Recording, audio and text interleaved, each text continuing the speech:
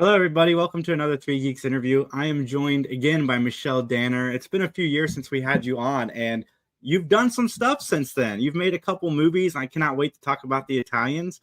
But how are you doing? I'm doing great. Yeah, like you said, I have been, working a lot, which is great. I'm not complaining. What has been the transition of acting coach to filmmaker? I assume that would really help having that training to be a director. Well, at the core of it, it's my love of storytelling. I love good stories. I love stories that move you, stories that make you laugh. Even I was just at the Cannes Film Festival and I saw several movies in competition. And it was really painful because the stories were intense and upsetting. And at one point I said, oh, no, I can't. I have to walk out. But I didn't. And then I was glad that I stayed because it packed the punch. And sometimes you need to be punched, in a good way. So did you always want to be in filmmaking? I probably did. I am told stories. My dad opened the very first William Morris agency in Paris. And there's a story that he brought the agents of the William Morris agency to come and for dinner. And at 2 years old, I was tap dancing on the coffee table, doing imitations of Judy Garland, of Ed Sullivan, of Alfred Hitchcock. So those are the stories that kept everybody very entertained for several hours performing. Did you watch a lot of movies, television, or even go to plays a lot as a child? I did. As I grew up, I was brought up in Europe. I traveled a lot when I was little. And but I did my primary education was in Paris, in France. And I would always go to museums and read a lot. I'd go to the library and come back with 2 big bags filled with books. And I would just read in my room. I installed my closet, had a second floor to the closet. And so I had a little candle there. Can you imagine how dangerous that was? Thank God I didn't set myself on fire. But sometimes I had a little battery operated light. And I was up there in my closet and that second floor of the closet, reading and reading avidly and going to movies and going to the theater and writing. And I was just a child that loved literature. How did somebody get started to be an acting coach?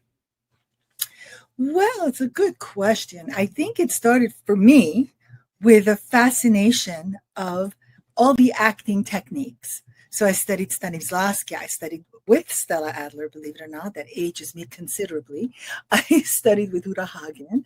I studied with Herbert Bergdorf. I studied with countless teachers, wonderful teachers, that left their impact on me, Stephen Strimpel. And, what happens is when you study a lot with different techniques and everything, you have a desire, I think, to pass it down. So it was one day I was walking on the beach. A lot of people had asked me to coach them, and I was pounding the pavement, so to speak. You really pound the pavement in New York City, but here in LA going on auditions. And I had to make a decision at a certain point. I was becoming very popular as an acting coach. A lot of people were calling me to work with me and to be in my classes. And, you can't dance at every wedding, I like to say. So I made a conscious decision that I was going to pass down the information I had, work with actors, teach classes, coach one-on-one. And it's a decision that obviously I never regretted because it's a trade that I learned that served me well. Well, I know you did some acting before 2015, but around 2015 is when you really started to start acting, producing, and directing. What was that decision like to start making some of these stories yourself? Well, yes, you really want to be able to nurture not only how you tell the story, but then how people see it, how it gets released to audience. And so I very much wanted to have that ownership over the product that I would create. And I started to do that little by little. I started to really understand how to bring the story directly to the people. Well, tell me about the Italians. Well, the Italians was, as every movie that I've made, a labor of love. I mean, I don't direct a movie that I'm not passionate about. There's absolutely no point in that. it's too much work. You have to put your heart and soul into it. And so the Italians came to me via a play written by Lisa Phillips Visca. And I thought it had a lot of heart in it. And of course, it reminded me of my Italian family. And so I said to her, why don't you write the screenplay and I will try to get it made. And she did, and she was very patient. And then when I decided that, we were going to make it happen, which is no small thing because it's really hard to get a movie off the ground, we started to, expand it a little bit, do some rewrites. I was thinking casting. And then I was lucky enough for this cast to come together that not only did the script have heart, but then the cast had heart. And so I know the whole movie. So yesterday I went to a red carpet event and I ran into someone as I walk into the event. Somebody comes up to me and says, oh my God, we were at the premiere of The Italians. I've never laughed so much. They don't make movies like that anymore. So as we did the festival circuit, people laughed a lot. And there's something very rewarding, especially because when you're working with your editor, and I have a wonderful editor, Teferi Seifu, and when you really carve out the moments and find the rhythm of each scene and then the rhythm as a whole of the movie, and then you see audiences are laughing nonstop and then they're moved when you want them to be moved. It's so rewarding to see that work, that meticulous work that we did, where we poured ourselves in it, really paid off. And so this wonderful lady yesterday was like, I loved your movie. And I'm like, well, tell everybody. It's on Amazon Prime exclusively for a few more months. So tell everybody that you know to watch it. You should be very proud because I pulled it up on Rotten Tomatoes and it's got a 91% audience score, which is incredible. People are liking it. They really are. It's got an 8 point something. I can't remember exactly, 8.3 or 4 on IMDb. Mm-hmm. And it's gotten some great reviews. People have really liked the movie. I mean, it's an independent movie. So we've done a lot of grassroots work. One of our actors, Rob Estes, who plays, my husband in the movie, went on Entertainment Tonight. There was a huge thing on him and drove a lot of viewership, which was great. And Matthew Daddario, who has a big following, who plays our son, also, posted. And so did David DeLuise and Perrey Reeves. And people have been very supportive of the movie. Abigail Breslin is in it as well. Olivia Luccardi is in it. Lanie Kazan is in it, the wonderful Lanie Kazan. An Italian actor called Luca Riemma plays a priest, which people loved that casting choice because he's a young, handsome guy, not who you would think would normally play a priest. And it's a slice of life. It follows the Matthew Daddario, who brings home for the first time, look who's coming to dinner, his girlfriend that he's been seeing behind his parents' back. So I should say he's the only son. And this is a traditional Italian-American family with a mother who's very opinionated. And, I drew a little bit from my mother, my grandmother, my great-grandmother, my sister. At the end of the movie, there's like a spoiler alert that tells you why I wanted to make this movie. It says, for my mother, Loredana, which is why I wanted to make it. That was the whole thing that drove me to tell the story. When you decide to start making movies, do you reach out to some of the people that you used to coach to see if they'd be in it? Well, yes, absolutely. I have to remember who is in it, but there's a lot of people that are in it that I have worked with. And of course, I mentioned Rob Estes, Matthew Daddario, and Abigail Breslin, and Perrey Reeves, and Olivia Luccardi, and Lanie Kazan, and David DeLuise, and Brian Drillinger, who's one of our producers. So I reach out to a lot of people, smaller parts, bigger parts that I've worked with. I have this wonderful village. I feel like somebody said to me once, a writer of another movie I directed, said, you're in a unique position to know so many people, so many great actors that you can pick up the phone and say, hey, come play for a little bit. So I'm curious to know about Miranda's Victim, because I am a sucker for courtroom drama. Me too. When they offered me that movie, which was now, I think about 3 years ago, I saw the email. It came on a Sunday. And I answered right away. I was like, oh, yeah, I'm intrigued. You must know that I'm the queen of watching Datelines in 48 hours and every, murder, mystery, thriller. And so I was very intrigued by the story, and then realized that it had never been told.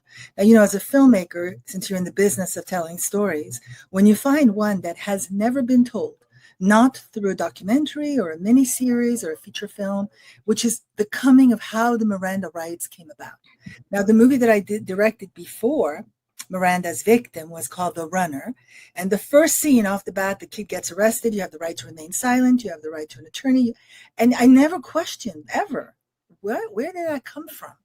And so Miranda's Victim tells the story. One of the reasons why it had never been told, because it was the 60th year anniversary of the woman that the story happened to. And she finally allowed her story to be told. She came forth. So that's the story we're telling, the story of Patricia Weir in March of 1963, where something pivotal happened to her life and everything changed.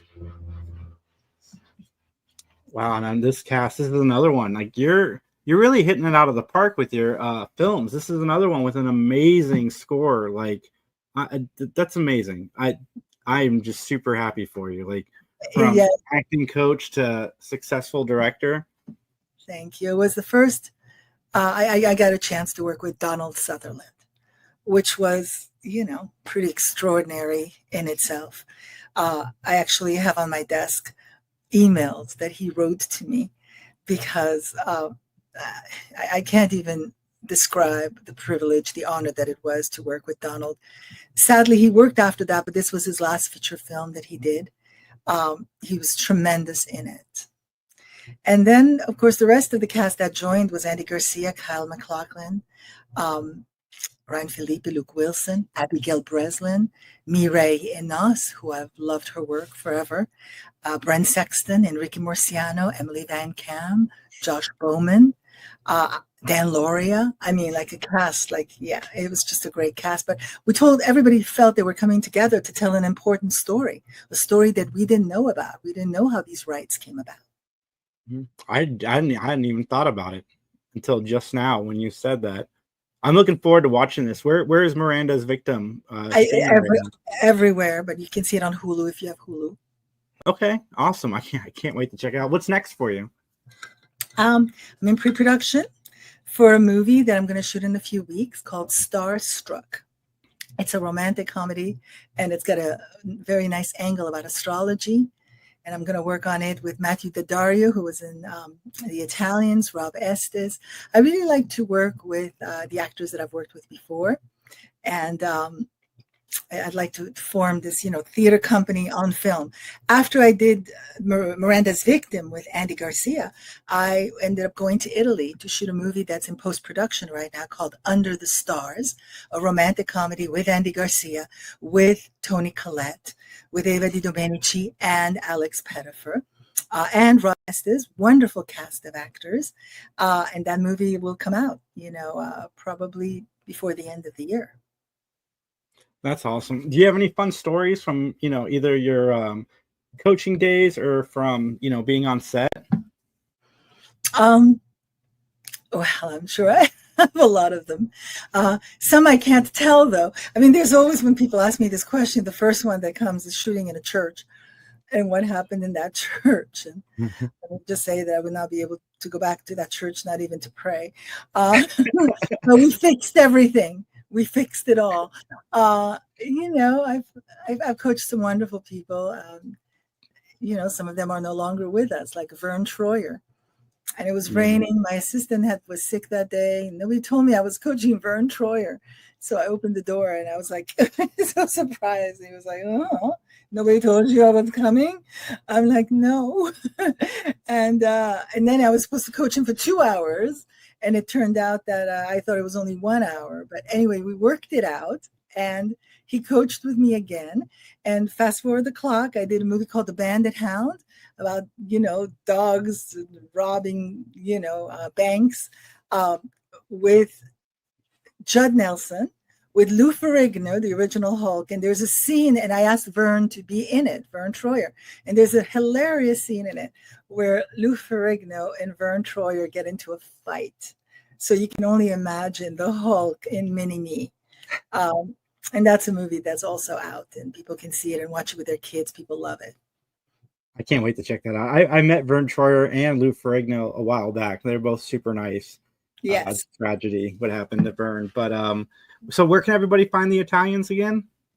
Exclusively right now. It's on Amazon Prime until the end of the summer. Okay, and where can everybody find you online, Michelle? Michelle Danner Acting Studio, michelledanner.com. The Los Angeles Acting Conservatory is the conservatory program where students come, with well-rounded programs, and they come from all over the world to study with us. All right, everybody, like, comment, subscribe. Go check out the Italians. I will share the links and put everything down below for you, and have a great night.